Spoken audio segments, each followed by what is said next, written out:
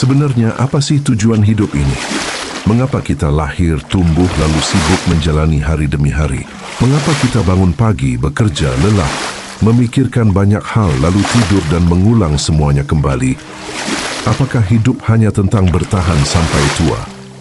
Apakah manusia diciptakan hanya untuk mencari uang, mengumpulkan harta, mengejar status, lalu suatu hari pergi tanpa membawa apa-apa?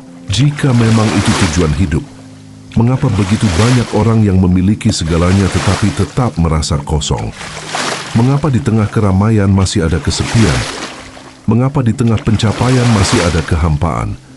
Mengapa setelah satu keinginan terpenuhi, muncul lagi rasa kurang yang baru? Assalamualaikum warahmatullahi wabarakatuh. Untukmu yang sedang menonton video ini, mungkin kamu pernah merasakan sesuatu yang sulit dijelaskan. Dari luar, hidup tampak berjalan biasa saja. Namun di dalam dada, ada beban yang tidak terlihat. Ada lelah yang tidak bisa disembuhkan hanya dengan tidur. Ada gelisah yang tidak bisa diobati dengan hiburan.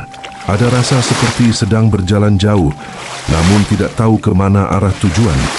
Mungkin orang lain melihatmu baik-baik saja. Mungkin senyummu masih ada. Mungkin aktivitasmu masih terus berjalan. Namun ketika malam datang dan suasana mulai sunyi, ada pertanyaan yang muncul perlahan. Sebenarnya untuk apa semua ini? Sebenarnya aku sedang menuju kemana? Sobat Rumi, banyak manusia tidak hancur karena kurang harta, tidak runtuh karena kurang kemampuan, dan tidak tersesat karena kurang jalan. Manusia sering kali hancur karena kehilangan makna. Ketika seseorang tidak tahu mengapa ia hidup, maka hal kecil terasa berat, hal besar terasa kosong, pujian tidak mengenyangkan hati, dan pencapaian tidak memberi damai. Itulah sebabnya ada orang yang hidup sederhana, tetapi wajahnya tenang, dan ada orang yang hidup mewah namun batinnya selalu gelisah. Karena masalah terbesar bukan apa yang kita miliki, tetapi apa yang kita jadikan tujuan.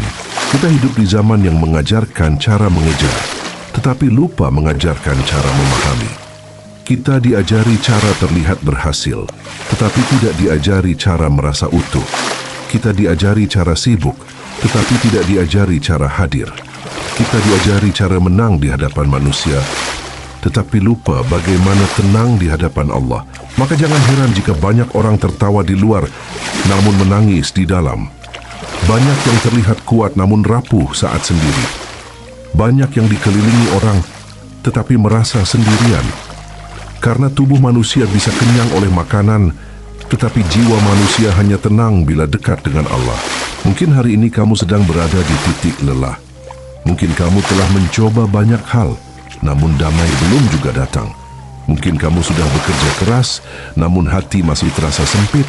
Mungkin kamu sudah mendapatkan sesuatu yang dulu sangat diinginkan, tetapi setelah didapatkan ternyata rasanya biasa saja. Jika itu yang kamu rasakan, jangan buru-buru menyalahkan hidup. Bisa jadi Allah sedang memanggilmu dengan cara yang halus. Bisa jadi kegelisahan itu bukan hukuman, tetapi undangan agar kamu berhenti sejenak dan bertanya kembali, apakah jalan yang kutempuh ini benar? Apakah yang kuperjuangkan ini layak menghabiskan umurku? Apakah aku sedang hidup atau hanya sibuk? Hari ini kita akan membahas sesuatu yang sangat penting, namun sering ditunda, yaitu tujuan hidup manusia. Bukan menurut pendapat manusia yang berubah-ubah, tetapi menurut Al-Quran yang menjadi petunjuk dan diperkuat oleh kebijaksanaan Jalaluddin Rumi yang menyentuh hati selama berabad-abad. Karena ketika seseorang mengetahui tujuan hidupnya, langkahnya berubah, cara berpikirnya berubah, luka-luka masa lalunya berubah, dan bahkan ujian yang datang pun terasa berbeda. Sebab orang yang tahu arah tidak mudah panik oleh jalan yang terjal. Maka jika akhir-akhir ini kamu merasa kosong, lelah, bingung, atau seperti kehilangan cahaya, mungkin video ini datang bukan tanpa sebab. Mungkin sudah saatnya kamu berhenti mengejar semua hal di luar, lalu mulai mencari jawaban yang sejak lama menunggu di dalam dirimu. Mari kita mulai perjalanan ini dan membuka 4 tujuan hidup yang jika dipahami dapat mengubah cara kita melihat dunia, cara kita melihat diri sendiri, dan cara kita kembali kepada Allah. Dan simak video ini sampai akhir karena bisa jadi ada satu bagian yang akan menjawab pertanyaan yang selama ini kamu simpan sendiri. Tujuan yang pertama yaitu mengenal Allah. Allah Subhanahu wa Ta'ala berfirman dalam Al-Quran surat Az-Zariyat ayat 56, "Wa ma khalaqtul jinna wal insa illa liyabudu," yang artinya, dan aku tidak menciptakan jin dan manusia melainkan agar mereka beribadah kepadaku. Ayat ini singkat, namun di dalamnya tersimpan jawaban yang dicari banyak manusia sepanjang hidupnya. Mengapa kita ada di dunia ini? Mengapa kita diberi umur, waktu, akal, rasa, dan kesempatan hidup? Mengapa setiap hari kita bangun, lalu kembali menjalani perjalanan yang penuh ujian dan harapan? Ayat ini datang bukan sekadar untuk dibaca, tetapi untuk meluruskan arah yang sering bengkok oleh dunia. Banyak orang memahami ibadah hanya sebatas salat, puasa, zakat, dan ritual lainnya. Semua itu benar dan mulia, namun makna ibadah jauh lebih luas daripada sekadar gerakan tubuh atau bacaan lisan. Ibadah adalah keadaan hati yang sadar bahwa hidup ini milik Allah. Ibadah adalah ketika seseorang bekerja dengan jujur karena Allah. Ibadah adalah ketika seseorang menahan amarah karena Allah. Ibadah adalah ketika seseorang menolong orang lain tanpa pamrih karena Allah. Ibadah adalah ketika seseorang bersabar dalam luka, bersyukur dalam nikmat, dan tetap lurus meski tidak dilihat siapapun. Maka ibadah bukan hanya apa yang kita lakukan di sajadah, tetapi bagaimana kita menjalani seluruh hidup dalam kesadaran kepadanya. Saudaraku, renungkanlah betapa banyak manusia menghabiskan umur untuk tujuan yang terlalu kecil. Ada yang hidup hanya demi pujian manusia. Ada yang hidup hanya demi angka di rekening. Ada yang hidup hanya demi pengakuan. Ada yang bangga karena dikenal banyak orang, namun tidak mengenal Rabb yang menciptakannya. Ada yang sibuk membangun nama, namun lupa membangun jiwa. Ketika tujuan hidup terlalu kecil, hati akan selalu sempit. Sebab jiwa manusia diciptakan untuk sesuatu yang agung. Maka ketika ia dipaksa puas dengan hal-hal sementara, lahirlah kegelisahan yang tidak bisa dijelaskan. Itulah mengapa ada orang yang memiliki segalanya namun tetap gelisah. Rumah ada, kendaraan ada, pekerjaan ada, hiburan ada, tetapi damai tidak ada. Karena damai bukan hasil dari banyaknya kepemilikan. Damai lahir ketika hati kembali pada tujuan penciptaannya. Seekor burung akan tenang di langit, ikan akan tenang di air, dan hati manusia akan tenang ketika dekat dengan Allah. Jika hati dijauhkan dari sumbernya, maka sehebat apapun kehidupan di luar, tetap akan terasa kosong di dalam. Jalaluddin Rumi pernah menggambarkan manusia seperti seruling bambu yang menangis karena dipisahkan dari rumpunnya. Suaranya merdu, tetapi nadanya adalah rindu. Begitulah jiwa manusia. Di balik tawa, kesibukan, dan pencapaiannya, seringkali ada kerinduan yang tidak ia mengerti. Ia mencari kesana kemari, mencoba ini dan itu, berpindah dari satu keinginan ke keinginan lain, padahal yang dicari bukan dunia, melainkan kedekatan dengan Allah. Karena jiwa mengenal asalnya, meski pikiran sering lupa, maka jika hari ini kamu merasa lelah tanpa sebab yang jelas, bisa jadi bukan tubuhmu yang lelah, tetapi jiwamu yang lapar. Jika kamu merasa kosong setelah mendapatkan apa yang dulu sangat kamu inginkan, bisa jadi Allah sedang menunjukkan bahwa benda tidak bisa mengisi ruang yang hanya bisa diisi oleh cahayanya. Jika kamu merasa gelisah di tengah ramai, bisa jadi hatimu sedang dipanggil untuk pulang. Ayat ini juga mengajarkan bahwa hidup bukan kebetulan. Kamu tidak diciptakan sia-sia. Nafasmu bukan tanpa makna. Setiap hari yang kamu jalani membawa kesempatan untuk mendekat kepada Allah. Bahkan kegagalan bisa menjadi ibadah jika membuatmu rendah hati. Kesuksesan bisa menjadi ibadah jika membuatmu bersyukur. Kesedihan bisa menjadi ibadah jika membuatmu bersabar. Dan penantian bisa menjadi ibadah jika membuatmu tetap percaya. Jadi tujuan pertama hidup manusia bukan menjadi paling kaya, paling terkenal, atau paling dipuji. Tujuan pertama hidup adalah mengenal Allah, menyembahnya, dan menjalani hidup dalam kesadaran bahwa kita miliknya. Ketika tujuan ini benar, maka hal-hal lain akan menemukan tempatnya. Dunia tetap dijalani, pekerjaan tetap ditekuni, keluarga tetap dicintai, mimpi tetap diperjuangkan. Namun semua itu tidak lagi menjadi tuan yang memperbudak hati. Semua menjadi jalan untuk mendekat, bukan alasan untuk menjauh. Mungkin selama ini kita terlalu sibuk memperbaiki hidup, sampai lupa memperbaiki arah. Padahal kendaraan yang cepat, jika menuju jalan yang salah, hanya akan semakin jauh dari tujuan. Maka malam ini, tanyakan kembali kepada dirimu, selama ini aku hidup untuk siapa? Aku berjuang untuk apa? Dan hatiku sebenarnya sedang mencari apa? Karena saat seseorang menemukan bahwa ia diciptakan untuk Allah, banyak kegelisahan mulai runtuh dengan sendirinya. Kemudian tujuan yang kedua, yaitu membersihkan jiwa dan menjadi manusia sejati. Allah Subhanahu wa Ta'ala berfirman dalam Al-Quran surat Asy-Syams ayat 9 dan 10, "Qad aflaha man zakkaha wa qad khaba man dassaha," yang artinya, sungguh beruntung orang yang menyucikan jiwanya dan sungguh merugi orang yang mengotorinya. Ayat ini adalah tujuan hidup yang kedua, yaitu menyucikan jiwa. Setelah manusia mengenal Allah, perjalanan berikutnya adalah mengenal dirinya sendiri. Karena tidak semua masalah datang dari luar. Banyak luka lahir dari dalam. Banyak kesulitan bukan karena dunia terlalu keras, tetapi karena hati terlalu penuh oleh sesuatu yang salah. Sobat Rumi, manusia sering sibuk mempercantik wajah, merapikan rumah, membangun karier, memperkuat citra, tetapi lupa merawat batin. Padahal hati yang kotor akan mengubah segala sesuatu menjadi beban. Nikmat terasa kurang, nasihat terasa menyakitkan, keberhasilan orang lain terasa mengancam, teguran kecil terasa hinaan.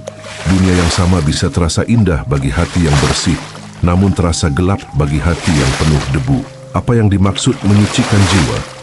Bukan berarti menjadi manusia tanpa salah, tanpa emosi atau tanpa kelemahan.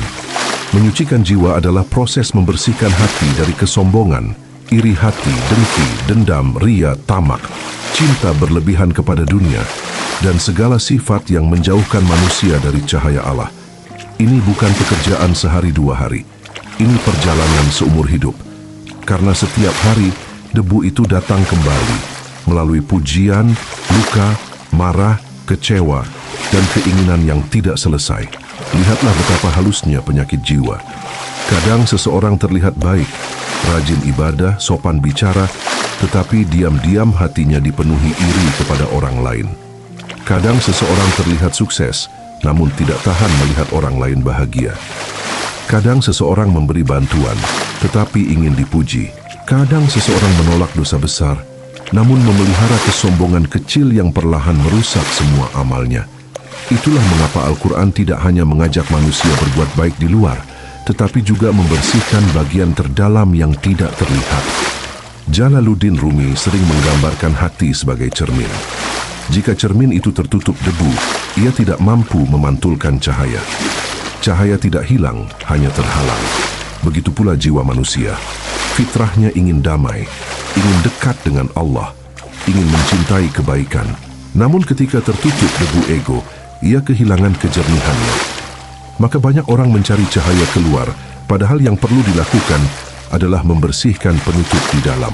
Mungkin hari ini kamu merasa mudah marah, mudah tersinggung, sulit tenang, sulit ikhlas, sulit melihat kebahagiaan orang lain tanpa membandingkan diri.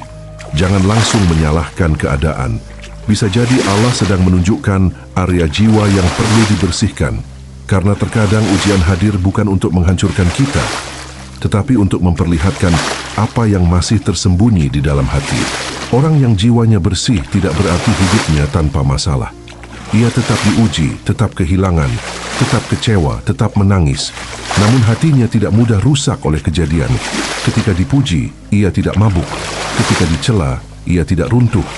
Ketika diberi, ia bersyukur. Ketika ditahan, ia bersabar. Karena pusat hidupnya bukan manusia, melainkan Allah. Inilah kekuatan batin yang lahir dari jiwa yang terus disucikan. Sebaliknya, jiwa yang kotor selalu gelisah. Jika orang lain berhasil, ia panas. Jika dirinya gagal, ia putus asa. Jika dipuji, ia sombong. Jika diabaikan, ia marah. Jika diberi sedikit, ia kurang. Jika diberi banyak, ia takut kehilangan. Hatinya menjadi penjara yang dibangun oleh dirinya sendiri.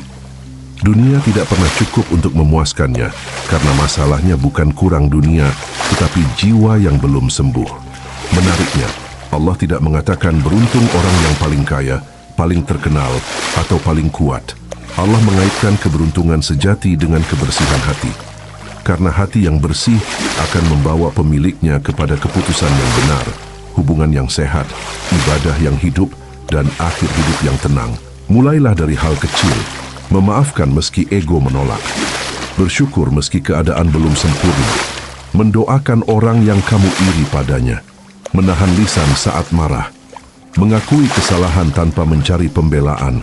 Menolong tanpa ingin diketahui. Menangis di hadapan Allah saat tidak kuat. Semua itu adalah bagian dari tazkiyatun nafs, penyucian jiwa. Mungkin selama ini kita terlalu sibuk memperbaiki nasib, tetapi lupa memperbaiki hati. Padahal hati yang bersih seringkali lebih berharga daripada keadaan yang mewah.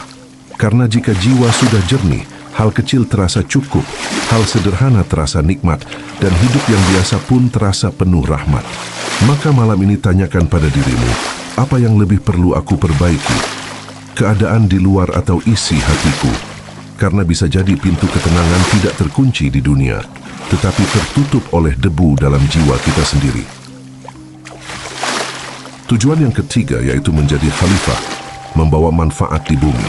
Allah Subhanahu wa Ta'ala berfirman dalam Al-Quran surat Al-Baqarah ayat 30, "Wa iz qala rabbuka lil malaikati inni ja'ilun fil ardi khalifah," yang artinya, dan ingatlah ketika Tuhanmu berfirman kepada para malaikat, sesungguhnya aku hendak menjadikan seorang khalifah di bumi. Di dalam ayat ini tersimpan tujuan hidup yang ketiga, yaitu menjadi manusia yang membawa manfaat. Manusia tidak diciptakan hanya untuk hidup bagi dirinya sendiri. Kita hadir di bumi bukan sekadar penumpang yang datang, menikmati, lalu pergi. Kita diciptakan sebagai khalifah, sebagai pemegang amanah, sebagai makhluk yang diberi tanggung jawab untuk menghadirkan kebaikan di tempat ia berpijak. Saudaraku, banyak orang mengira hidup berhasil ketika dirinya selamat sendiri. Padahal dalam pandangan Allah, hidup yang bernilai adalah hidup yang memberi arti bagi sekitar.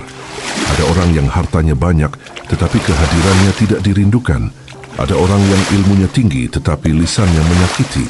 Ada orang yang dikenal luas, tetapi tidak membawa keteduhan. Sebaliknya, ada orang sederhana yang namanya tidak terkenal, namun keberadaannya menjadi cahaya bagi keluarga, penenang bagi sahabat, penolong bagi tetangga, dan penguat bagi mereka yang lemah. Inilah manusia yang diam-diam mulia di sisi Allah. Makna khalifah bukan sekadar pemimpin besar atau jabatan tinggi. Khalifah adalah siapa pun yang menjaga amanah sesuai tempatnya. Seorang ayah yang menafkahi dengan halal adalah khalifah. Seorang ibu yang mendidik anak dengan cinta adalah khalifah. Seorang pedagang yang jujur adalah khalifah.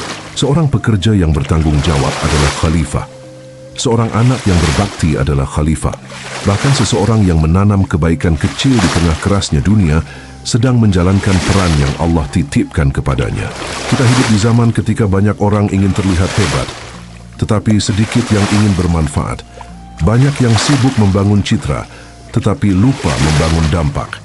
Banyak yang ingin dipuji, tetapi malas memberi. Banyak yang ingin diperhatikan, tetapi enggan memperhatikan. Maka jangan heran jika dunia terasa ramai namun sepi, dekat namun dingin, terhubung namun hampa.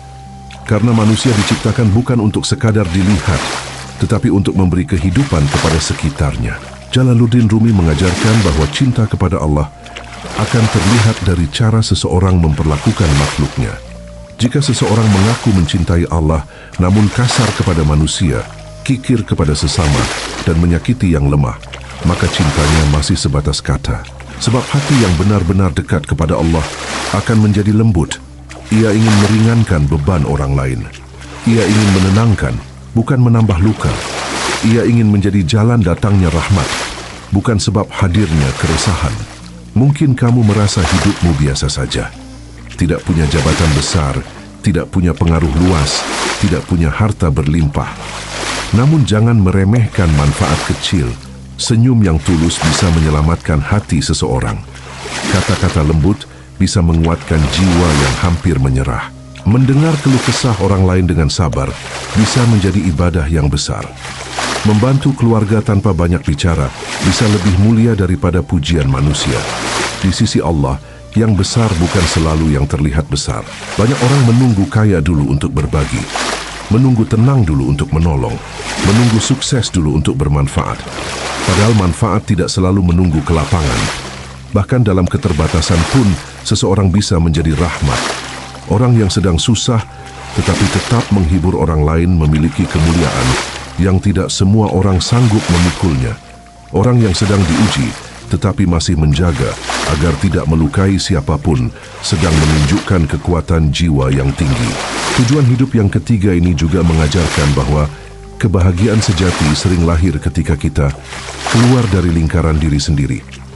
Selama manusia hanya memikirkan aku, punyaku, kurangku, sakitku, maka hidup terasa sempit.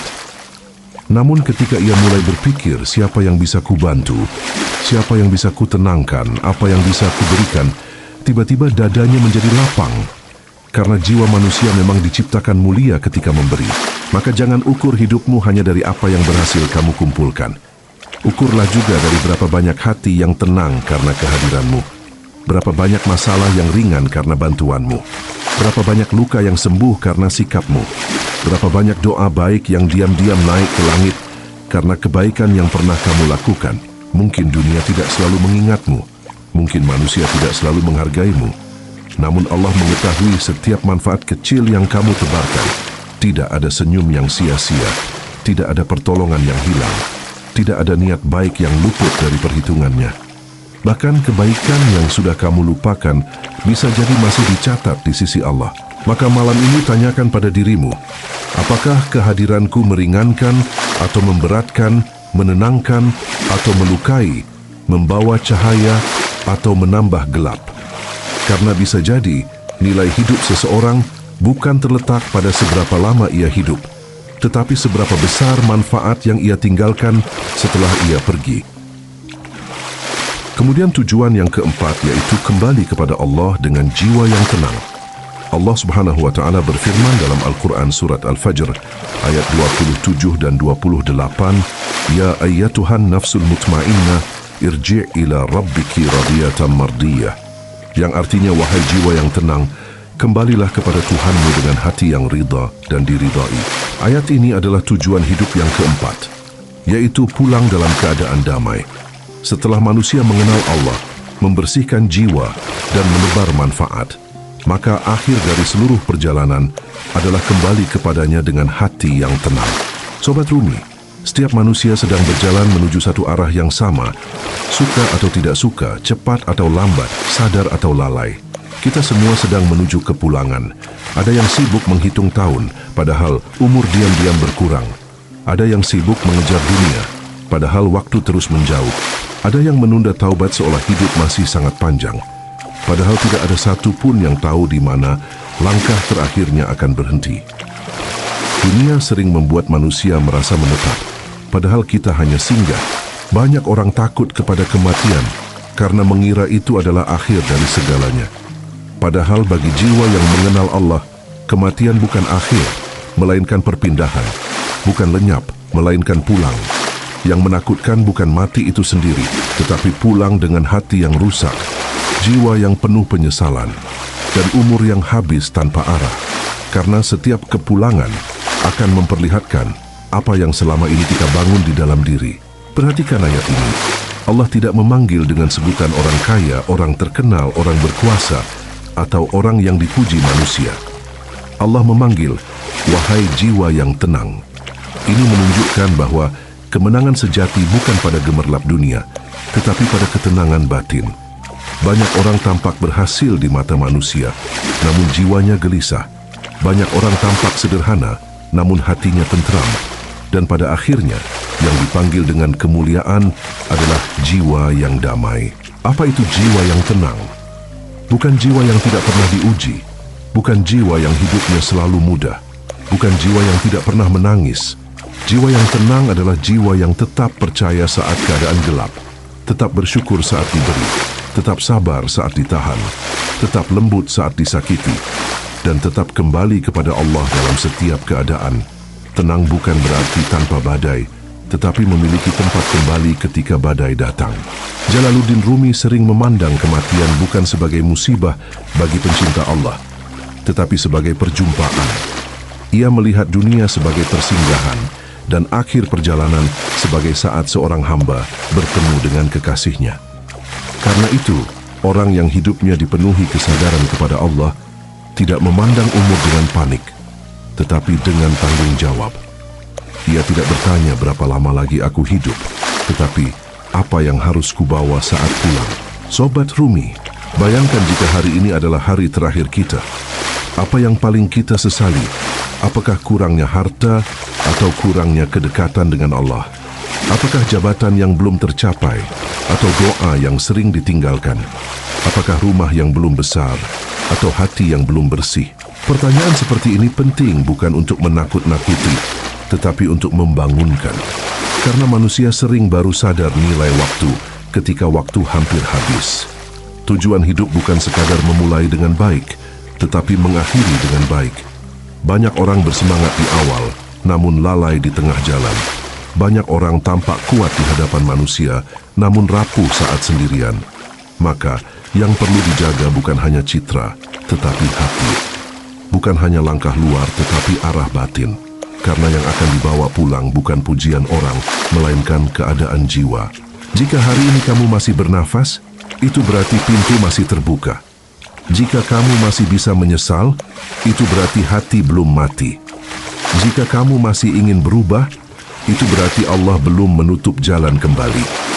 Maka jangan tunggu nanti untuk memperbaiki yang bisa diperbaiki hari ini. Jangan tunggu tua untuk mendekat. Jangan tunggu sakit untuk sadar. Jangan tunggu kehilangan untuk bersyukur. Tujuan keempat ini mengajarkan bahwa hidup yang benar adalah hidup yang mempersiapkan pulang. Kita bekerja, tetapi jangan lupa pulang. Kita membangun, tetapi jangan lupa pulang.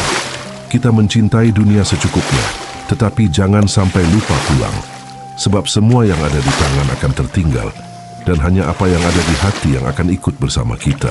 Maka malam ini tanyakan kepada dirimu, jika Allah memanggilku sekarang, apakah aku siap pulang?